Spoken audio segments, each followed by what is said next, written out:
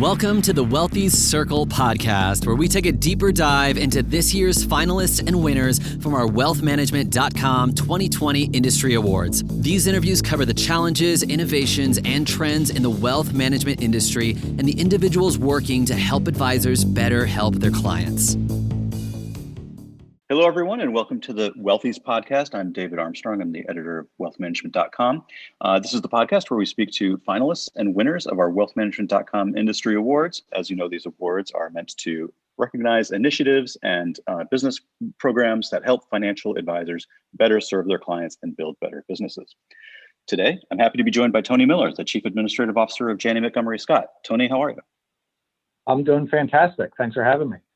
Great. Thanks for joining us. Where are you calling in from, if you don't mind me asking? I'm about 30 miles north of Philadelphia in my home office today. I did not make it into town this morning, so settling in at home, as many of us had over the course of this summer. Sure. And this probably won't be released until later, but we're recording this on Election Day, so Pennsylvania promises to be a pretty busy time there. Well, you guys at Janney Montgomery Scott, you 4 finalists in our awards this year for the Mid-Atlantic chapter of your Women's Interactive Network, the Employee Resource Group. You were a finalist for the Education Funding Campaign and for the Private Client Associate Development Program and for the Reg BI App Suite. So congratulations on those finalists. That's great work. Oh, yeah, thank you very much. It's we have some really strong teams that worked on all those projects, and I think they were certainly excited to have some recognition. It's nice to see the work that these folks do to get recognized and to see that it's providing value to the advisors that we serve. So, pretty excited on our. Sure. Yeah, it's great. And let me just start this off a little bit. Unlikely that our audience doesn't know much about Janney Montgomery Scott, but if you want to take just a moment to kind of give us the intro. Who are you guys? Who are your advisors, and who are your clients? Yeah, sure. Be happy to. Janney Montgomery Scott, we a firm that traces our roots back 187 years now. Based in Philadelphia, but we have locations up and down the East Coast. About 120 offices, predominantly in the East Coast area. We extend, westward, but only really into Ohio, Michigan, Nashville, some recent new office additions for us. We are about as pure play retail wealth management firm as you would find in the regional space in our industry. Our financial advisors working in what we call our private client group are about 870 advisors in total throughout those 120 offices. We manage a little bit over 100 billion in total client assets at this point. We've been growing steadily over the last few years as our focus has been on continuing to try and add high quality advisor teams to our platform. We're predominantly a advisory based model, with advisory fee revenue and recurring revenues making up about 80% of what we do. And it's a planning-centric culture where we're focused really on understanding our clients, their total family picture, and trying to provide a level of relationship-oriented advice beyond just the investment vehicles that help you achieve the goals to that advice. And so it's a model that's been in transition in our industry for quite some time, and we're well situated, we think, in that space. Sure. Let me throw something out and see if you agree with this or not. We've seen a lot of the larger advisory firms go at this game of scale, right? And we hear often about how scale is important. There's acquisitions, there's investments, all in a race to kind of get bigger. You guys have a slightly different focus at Janney Montgomery Scott, right? You, like I say, a regional firm, but you don't have the impulse to kind of just become a large national firm, correct? No, we certainly don't. No, there's a balance to scale and to culture. We believe, our main competitive advantage is our people and our culture and our ability to engage with people on a personal level and know the folks that are here to support you as an advisor and have access to management and have a very collegial and familial type of traditional regional culture. And we think that's critically important to placing your client's best interest first, being able to manage your business the way that you choose to manage your business, absent a lot of corporate mandates. All these things are critical to us. And we work hard to make sure that we're going to maintain that culture while we grow. You have to grow. Scale is necessary, as we move forward, with competing pressures in the business around price compression, and many clients, move into retirement and are drawing down on their assets as opposed to saving. At this point, those pressures make you have to scale.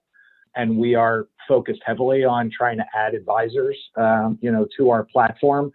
But we really try to do that in a sustainable fashion so that we don't upend our service model culture while we're pursuing growth. And so, an acquisition that doubles the firm is not on our horizon. We try to hire about 60 or so advisors every year, but with retirements and natural as part of this business, we're probably only adding a net 20 or 30 advisors a year against a base of 850. And so you can see it's not disruptive growth, purposeful, making sure that corporately we can stay ahead of inflation, but still maintain that culture that's so critical to what we think makes us successful.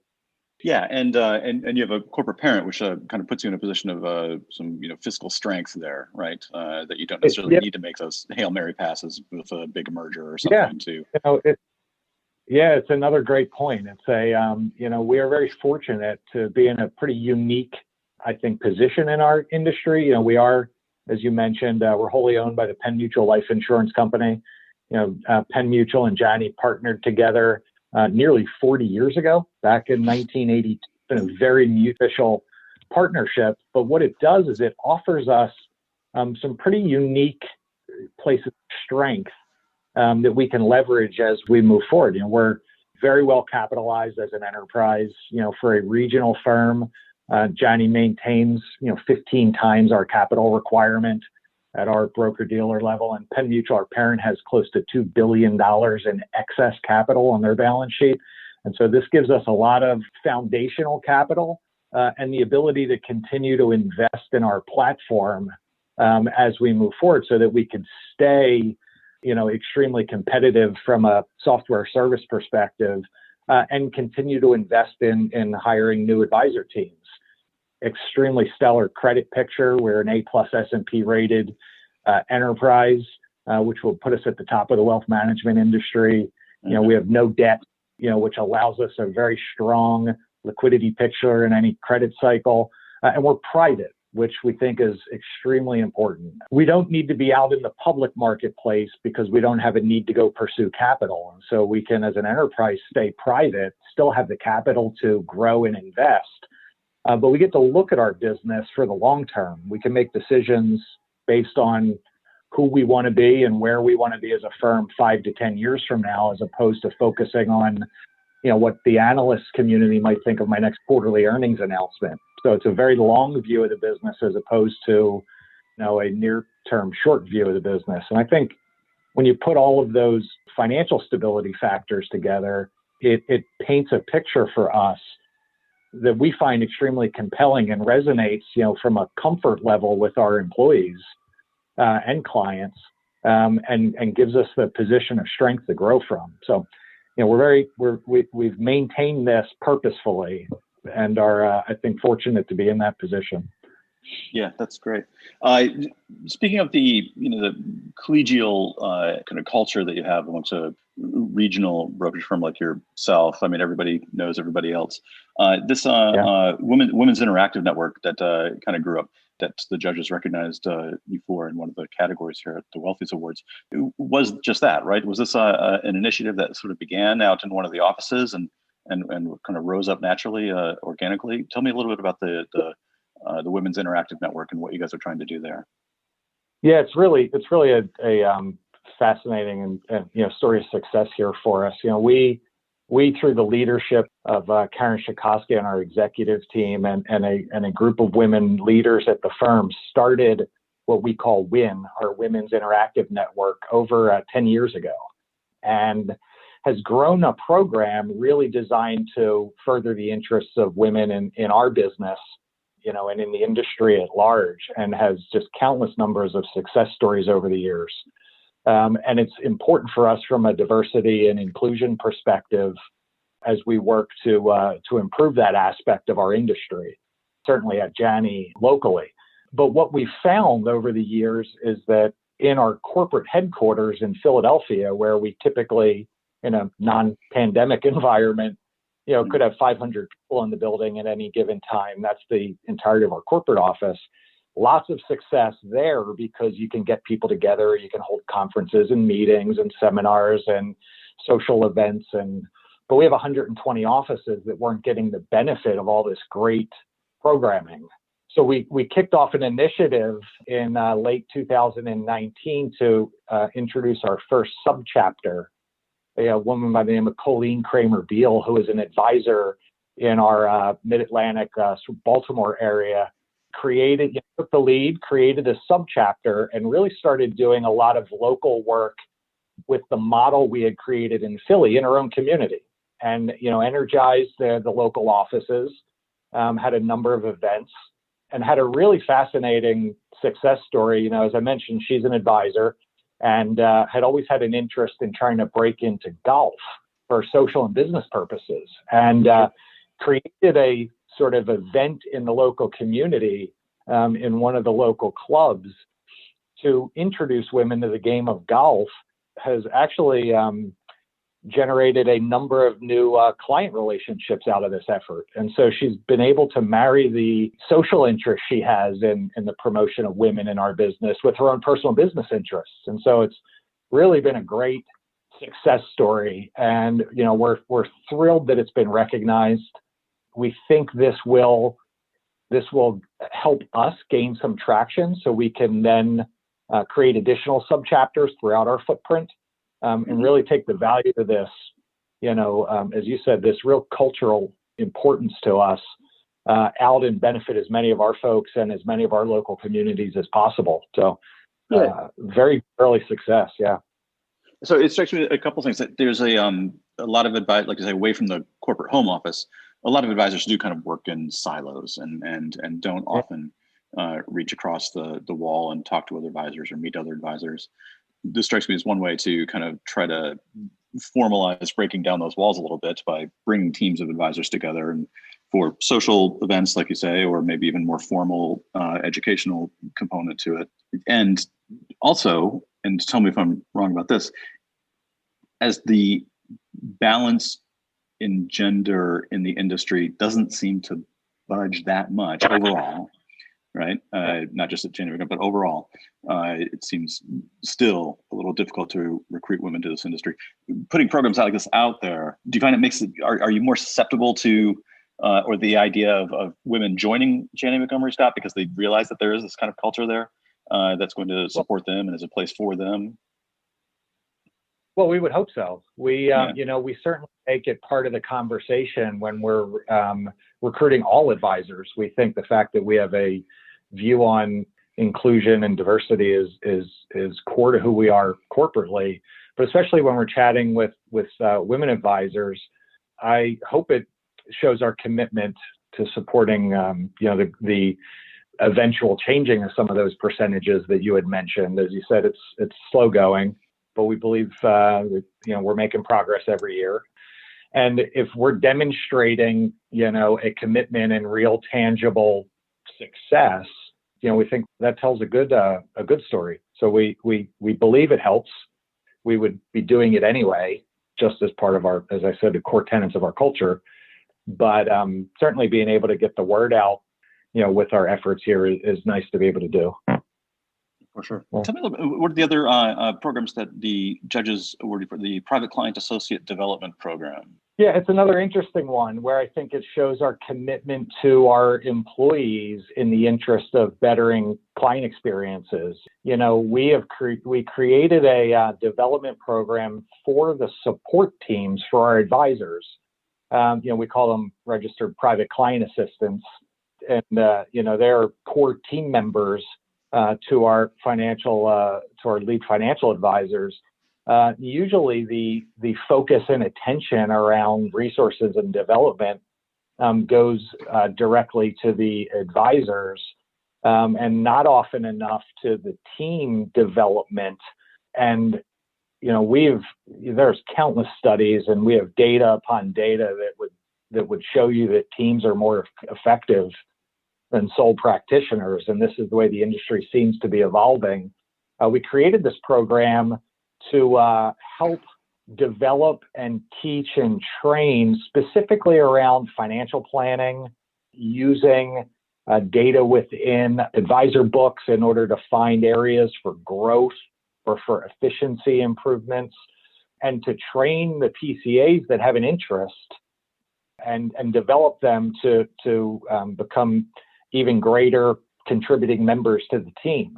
And so it's helping us because now we have more people capable of engaging with the clients. When you have a team structure, it makes the advisor practice more efficient and more effective when everybody can talk the same game here. And it's again a commitment to our employees, which is culturally part of what we think is important to continue to give people a meaningful career path and develop. And all of that serves the client in the end. And so we think it's just a win-win-win all the way around. We've had a lot of great interest from our associates out there in participating. It's aligned with where we're headed, from a advice and planning perspective anyway. And so again, good early success there. And, we would expect we will continue to sort of branch off of this program and add other areas for development in the future. Okay. A way of bringing in, or at least creating career paths for younger, perhaps advisors to be, bringing in that next generation. Yeah, it's both. It helps us from an age and a diversity, perspective to try and, some ways, this is a great source of junior advisors that over time can be the successors to a lead advisor that moves into our succession and transition program. And so it helps with the team building aspect and aging demographics of our own advisor force as well. So yeah, very good. And this program is formalized and institutionalized in a way, right? It's not just simply saying to the advisor, where that ever client associate works, you advisor, mentor that person. I'm sure there's a little bit of that, but there's a formalized training component here, right? So, or an education component of some sort for these associates. Yeah, absolutely. This is a formalized, structured corporate program where we have, a track of sessions and events and opportunities to learn. And, we create the time and ability for the participants to go through this series of programs while they can maintain their day job and still, not have to take the financial risk of just launching themselves into a advisor role, which is scary. For someone trying to start out. And so we think we've given everyone that wants to participate a great chance for success by utilizing, our corporate resources to do that. We would hope, and we have seen that there is a great deal of mentoring and personal interest by the advisors the PCAs would work most closely with. Encourage that and think that's great. But this is not something we've dumped on the plate of the advisor and said, go be an organizational development department. We put the firm resources behind that. One of the interesting things you said, there was looking for data to see maybe where advisors could be more efficient or maybe uncover pockets of client resources that maybe they don't quite advise on yet. Is that, did I hear that right? Or is there some sort of a data analytics component to this as well? Yeah, it's more about using the resources that we have at our disposal. We've invested in a few different things on that front in order to provide insights into advisors' current households, partnered with Price Metrics, which is a McKinsey firm now that we've created, a fairly interesting analytic exercise that we've dubbed the Opportunity Index. And it really can point you to 7 metrics within an advisor's book of business that don't tell you if you've been successful to date, because that's fairly easy to know. It tells you if you're positioned for success in the future. It's a really fascinating program. And so we've built some internal tools where we can dig into our data and show, where these opportunities may lie. And some of the training around our tools is in how to use that information in order to engage with clients and find that next, rollover opportunity or, a non-existent 529 plan, and so, some of it is, we had built the tools and the data, and now it's a use case and training sort of exercise at this point. Okay. That's fascinating to me, and it's a bit off topic, but can you give me an example of what maybe some of these qualities are that show an advisor is or is not primed for success? Yeah, some of it is fairly straightforward, and probably would not be too surprising. But when you piece it all together, it shows you where to look. It's factors around percentage of your households that do or don't have a retirement plan. It's the age demographic of your business. It's your mix of small versus large households. It's some of these things that are, maybe not novel new concepts, but I think when you piece it all together and it kind of gives you a numerical score as to where you stand, there's things you can do. And we're building programs and campaigns around improving those scores that the data will show has tangible growth in assets and in production. And this is, we've been doing this for close to 2 years now, with some good success. It's fascinating for people that enjoy data. Not everybody has that. Not everybody has that enjoyment. That's right. That's right. Not everybody does. And advisors are largely people first, right? As much as they are numbers people, they're still more relationship people. I think that's where they really find their satisfaction in the job. So anything you can do to kind of help them get their arms around the vast amount of data that they are sitting on just naturally, and kind of formalize it and get some structure out of it and sort of see where those opportunities are is useful. Yeah, the data can lead you to the people side of it. In some ways, it's a relationship oriented, exercise. That's the value of what we offer, advisor to client personalized advice. The data is not going to solve that. We're not, right. But it can point you in the right direction and it can help you with growth. And so we kind of try to marry it, in that fashion. Yeah, for sure. The final thing here that the judges recognized for, well, not the final thing, there was also the education funding campaign, but the final one I want to speak to you about is the Reg BI app suite. We all know about Reg BI that came down the pike, and what it requires of advisors now, some changes. What does this app suite do? What kind of problem were you looking to solve there for your advisors? Yeah, it's another, I think, successful example of where we could take our resources at our disposal and invest them in trying to solve a problem, for our advisors. They're well attuned to the Reg Best Interest standard that has been in the works and now live for a number of months now.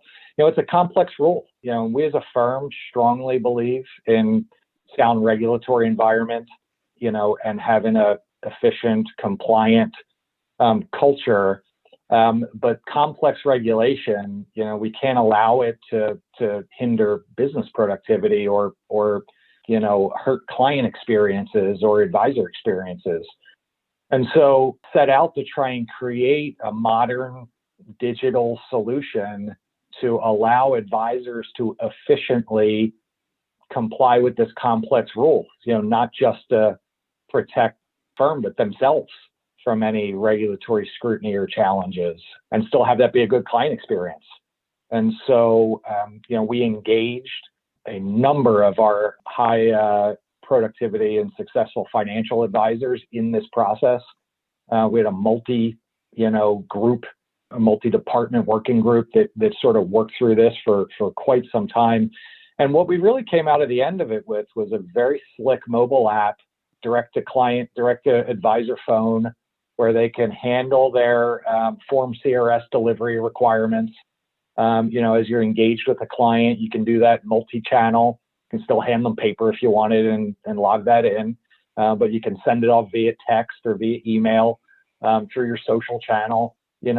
Very easy to use. It handles all of the documentation, so it keeps a record, makes your notes, and it keeps that on file. So as you then eventually and hopefully convert that prospect to a client, or if it's a new service you were discussing with an existing client, you don't have to go through that whole exercise again as you go through the actual account opening and all those sorts of things. And so a really easy to use, slick app that is embedded in our advisor's mobile app. We released a brand new advisor mobile app over the summer and embedded this Reg BI component directly within that, so that you don't have multiple systems to try and do the same thing.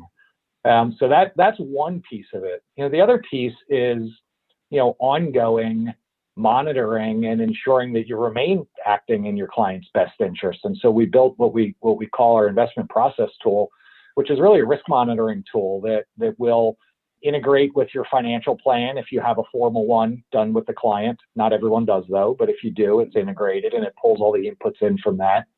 And then it assesses household risks, whether that's asset allocation issues or sector concentrations or missing know your customer info, or whatever the screens. There's a number of screens we've built into it, and it'll just push alerts to the advisor and the advisor's team. And so anyone on the team can view any of these identifiers. And what it does is allows you to either document why you have a certain approach with a client, or engage in a discussion with the client. And what we found is that what really does is it creates activity. It creates that relationship. It creates a discussion. And so, we've done this so that it's tied into our firm CRM system, and it's tied into our advisor dashboard, and it's a view to our advisor mobile.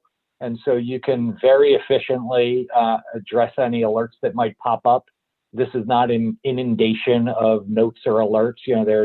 There's some practical logic as to how often you might see an alert. And again, we're not trying to slow down business through this process, but we found good success with it. What we tried to do was, and this was the mandate to the team and why they engaged our advisors, we tried to build a tool that would assist an advisor with running their business, not just comply with a new regulation.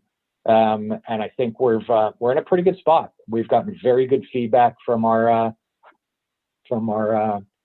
advisors to this point. We continue, since it's a piece of software we build ourselves, we have the keys to it, so we get to refine it and upgrade it and enhance it over time. And, so this was all built in-house. This This is not outsourcing to any technology platform. You've built this yourself. Nope. This piece was built in-house. Yeah. It's we have a preference where if we could take an off-the-shelf solution that exists, we're happy to do that. It's a better use of our time and energy if there's a great solution that exists. But once in a while, we'll build our own tools because we have the ability to do it. We have the resources to do it, and we're trying to solve something unique that maybe doesn't exist on the market just yet. And we think it also allows us to easily integrate it into everything else that we do. And so, this is one that has been, as I said, been done in-house, and we're pretty proud of it. So it takes a lot of the pain away from the advisor, who maybe in some other context would have to be running this new compliance program alongside everything else they do. You're bringing it inside the workflow, inside the process. Yeah, That's the goal. Yeah, that was why we approached it in this fashion. And it, as I said, is a productive tool, the goal, that handles the compliance at the same time. And good result to date. Yeah, that's fantastic. That is great. And the judges recognize it as such too.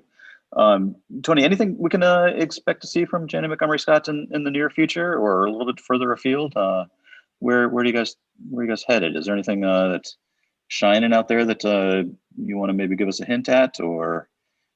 Yeah, I would say that our primary focus still remains on enhancing our advisor platform so that we can continue to provide advice and product level support so that they can engage with their clients, and they have all the support that they need from us as a corporate entity in order to serve those clients. So whether that's at a product level or whether that's intellectual capital that we have in our wealth management team, we're continuing to grow there and add support and resources.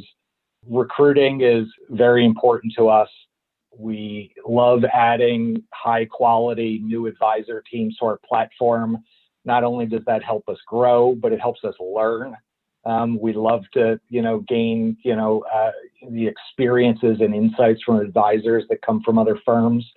We think we have a very compelling story and a fantastic culture that provides a home for folks that can grow their business and serve their clients, the way that they want to, not necessarily the way that a firm might tell them to. And so we will continue to be out on the recruiting trail, trying to add teams. We would entertain positions if a culture fit and an advisory based sort of RIA or small independent broker dealer were to have an interest in partnering with us. We have the capital to pursue acquisitions, but as I said, our focus is on balancing both growth with service. And so it has to be the right opportunity for us. And I think you'll see us continue to open in new markets. I said we're in 120 locations, give or take, up and down the East Coast, but there's still some gaps in our footprint, predominantly down in the Southeast. We continue to march slowly westward, but we're certainly interested in, planting a flag in a new market if we can, a group of advisors that want to join us and want to start that market for us. It's how we opened in Nashville 2 years ago, for instance. Started with a few advisors, grew up from there. So I think what you won't see is a change in our strategy or culture. We still think that we lead with advice. We believe there's a tremendous value in personalized advice, and that the advisor and client is the core of what we offer. We believe that the clients are those of the advisor, not the firm, and we're here to support those advisors. And so I think that will remain the focus while we continue to modernize, simplify, and digitize our platform, where we make incremental progress every day. And I'd put our culture and platform up against anybody out there. All right. Well, that is great. That is great. Thank you very much, Tony. We are out of time. We're at the half-hour mark. So Tony Miller, Chief Administrative Officer of Janney Montgomery Scott, thanks very much for your time. I appreciate it. Great. This was great. Thank you so much. And congratulations again on the wealthiest. Congratulations again. You too. Have a great day. Oh. I'm David Armstrong. I'm the editor-in-chief of wealthmanagement.com. We'll talk to you next time. This content has been made for information and educational purposes only. The views and opinions represent the views and opinions of the guest and does not necessarily represent the views and opinions of wealthmanagement.com.